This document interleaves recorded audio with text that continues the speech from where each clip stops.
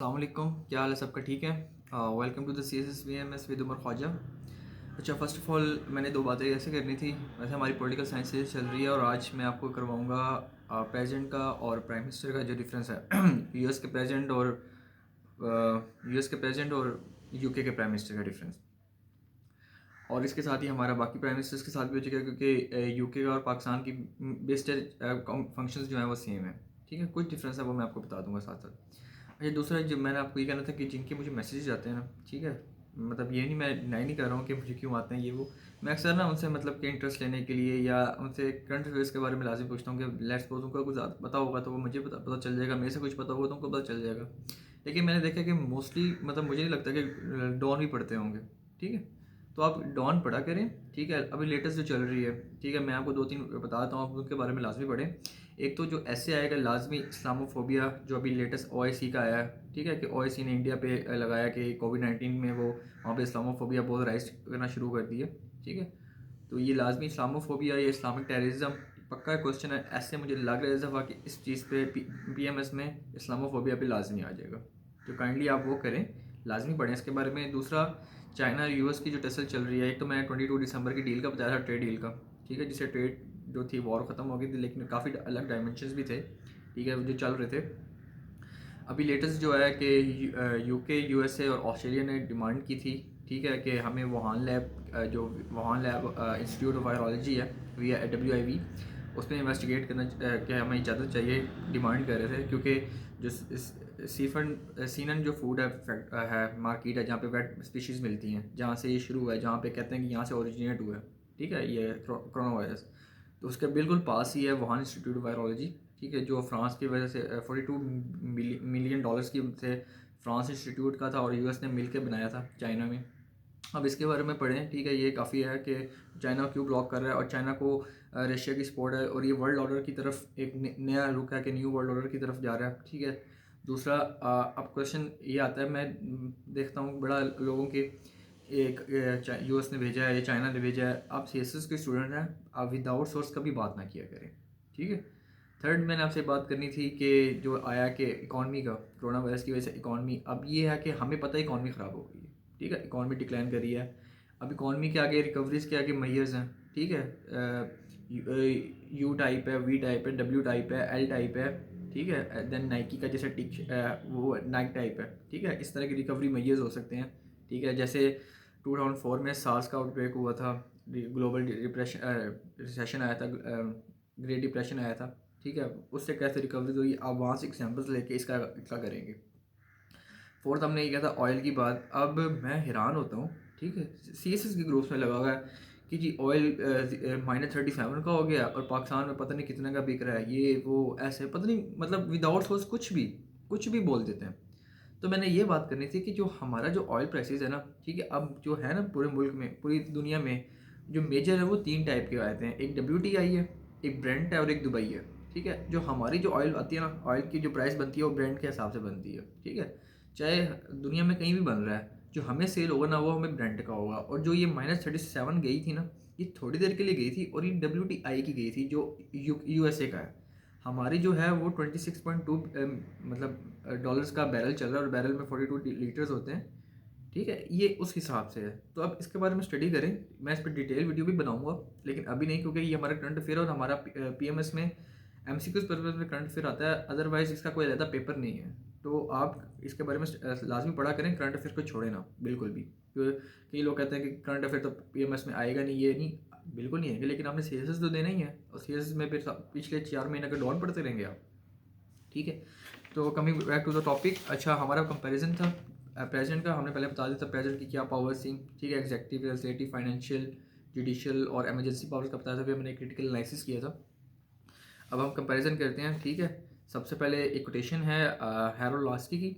ठीक है, the president of the US is both more और less than a king, he is both more और less than a prime minister. ठीक है, the more carefully his office studied the more does his unique character appears. ठीक है, तो उसने कहा कि जो प्रेसिडेंट ऑफ यूएस है ये बहुत मोर और लेस देन किंग भी है, ही इज़ बहुत मोर और less than a prime minister, the more carefully his office studied the more does is unique character appears, कि उसका एक नया यूनिक कैरेक्टर निकलता है जितना उसके ऑफिस को स्टडी किया जाए। ठीक है। तो सबसे पहले हम लगाते हैं टर्म ऑफ ऑफिस का, ठीक है, कि जो है हमारा प्रेसिडेंट है, ठीक है। मैं प्रेसिडेंट और सिर्फ प्राइम मिनिस्टर नाम लूँगा, आप खुद ही समझ लीजिएगा कि प्रेसिडेंट यूएस का है, प्राइम मिनिस्टर यूके का। जो प्रेसिडेंट का ऑफिस है वो कॉन्स्टिट्यूशन सिक्योर है, ठीक है। क्या है कि उसमें वो 4 साल से पहले रिमूव नहीं हो सकता अनलेस अगर उसको इम्पीचमेंट ना किया जाए। अभी इम्पीचमेंट और कन्विक्टमेंट में भी फ़र्क होता है, ये भी आप पढ़ लीजिएगा। अनलेस उसको इम्पीच ना किया जाए, कन्विक्ट ना किया जाए, वो 4 साल तक उसको कोई नहीं निकाल सकता। जबकि प्राइम मिनिस्टर है, जब तक इसकी मेजोरिटी रहेगी, इसकी पार्टी की मेजोरिटी रहेगी लोअर हाउस में, तब तक ये प्राइम मिनिस्टर रहेगा, ठीक है। ये डिपेंड होता है लोअर हाउस पे। दूसरा है इसका इलेक्टोरल कॉलेज की तरफ से होता है इलेक्शंस, इसका जनरल इलेक्शंस होता है, ठीक है। और अपॉइंट करता है मोनार्क, इसको अपॉइंट करता है, ठीक है, जबकि ये खुद ही अपॉइंट होता है। कॉन्स्टिट्यूशन स्टेटस, ये हेड ऑफ स्टेट और मतलब प्रेसिडेंट जो हेड ऑफ स्टेट और हेड ऑफ गवर्नमेंट दोनों है, और ये सिर्फ हेड ऑफ स्टेट है, ठीक है। चौथा डिफरेंस कि ये लेजिस्लेटर का पार्ट नहीं होता, ना ही इसको आंसरेबल होता है, और ये पूरा उसका पार्ट भी होता है प्राइम मिनिस्टर, उसको आंसरेबल भी होता है। नेक्स्ट है लेजिस्लेटर का, ठीक है। ये लेजिस्लेटर के कोर्स को गाइड नहीं करता, जबकि ये पूरा गाइड करता है।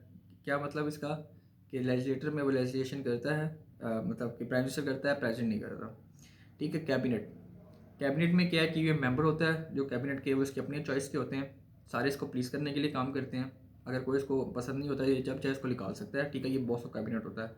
और जो प्राइम मिनिस्टर है, ये सिर्फ और सिर्फ हेड ऑफ कैबिनेट होता है, और जो कैबिनेट में मेंबर होते हैं वो इलेक्टेड मेंबर होते हैं, और इनको नहीं निकाल सकता क्योंकि उनके पीछे इलेक्टोरल बैकिंग होती है, ठीक है। उसके बाद डिसोल्यूशन ऑफ हाउस है, ये कांग्रेस को डिसॉल्व नहीं कर सकता, कोई अथॉरिटी नहीं है, बल्कि ये खुद उसके मतलब कॉन्सेप्ट पे डिपेंड करता है।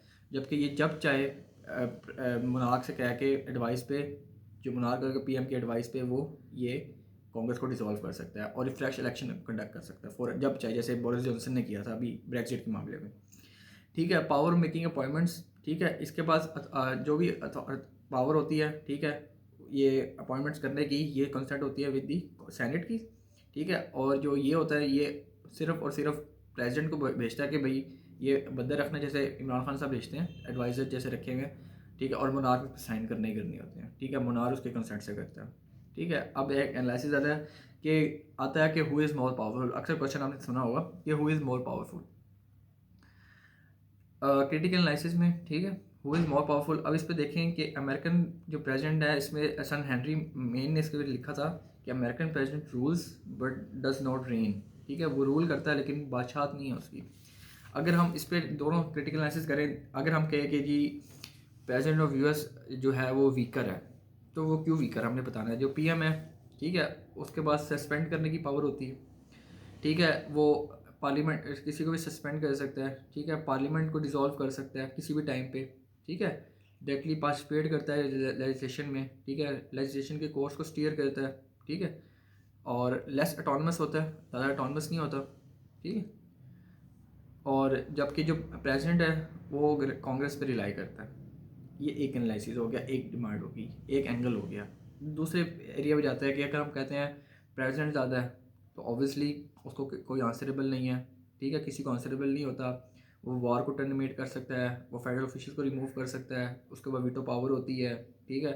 जो चीज़ें यूके के पास नहीं होती, प्राइम मिनिस्टर के पास नहीं होती, तो इस हिसाब से प्रेसिडेंट ज़्यादा पावरफुल बनता है, ठीक है। तो ये मैं आप पे छोड़ता हूँ कि आप किसको पावरफुल करते हैं। अगर अगर मेरे से मैं करूँगा तो मैं प्राइम मिनिस्टर को ज़्यादा पावरफुल करूँगा, ठीक है। यूके का प्राइम मिनिस्टर ज़्यादा पावरफुल है, उसने अभी ब्रेक्जिट का उसकी बात नहीं मान रहे थे, उसने फ्लैश इलेक्शंस करवाए, ठीक है।